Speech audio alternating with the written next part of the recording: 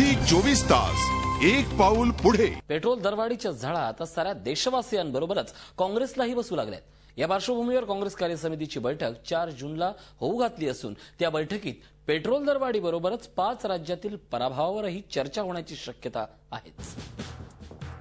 Petrol दरवाढीच्या मुद्द्यावरून काँग्रेस प्रणित UPA सरकार चांगलंच अडचणीत सापडलंय, कारण विरोधकांबरोबरच सत्तेत वाटेकरी असलेल्या पक्षांनीही पेट्रोल दरवाढीला विरोध दर्शवलाय।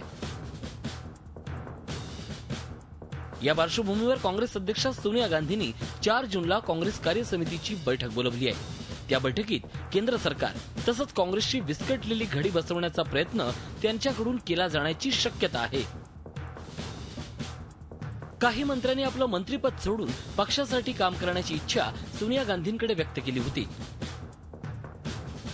त्यामध्ये जयराम रमेश, गुलाम नबी आझाद, सलमान खुर्शीद, वायलर रवी आणि नारायणसामी यांचा समावेश आहे।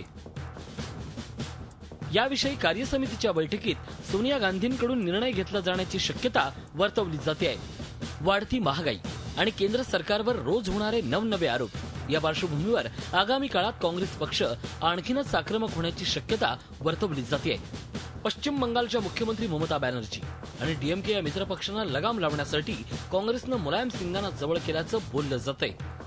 जुलै महिन्यात होऊ घातलेल्या राष्ट्रपती पदाच्या निवडणुकीपर्यंत डीएमके आणि तृणमूलचा जाच काँग्रेस सहन करण्याच्या मनस्थितीत असल्याचं सूत्रांनी म्हटलंय, कारण राष्ट्रपतीपदी आपल्या पसंतीच्या व्यक्तीची निवड व्हावी असा काँग्रेसचा प्रयत्न राहणार आहे। त्यामुळेच दोन्ही मित्रपक्षांना न दुखावण्याचं धोरण काँग्रेसनं अवलंबलंय। नुकत्याच 5 राज्यात पार पडलेल्या विधानसभेच्या निवडणुकीत पक्षाला आलेल्या अपयशानंतर अँटनी यांनी अहवाल तयार केला असून त्या अहवालावर कार्यसमितीच्या बैठकीत चर्चा होणार असून कार्यसमितीच्या बैठकीनंतर काँग्रेसच्या अनेक बड्या नेत्यांना त्याचा फटका बसण्याची शक्यता आहे। झी 24 ताससाठी ब्युरो रिपोर्ट, मुंबई। झी 24 तास एक पाऊल पुढे।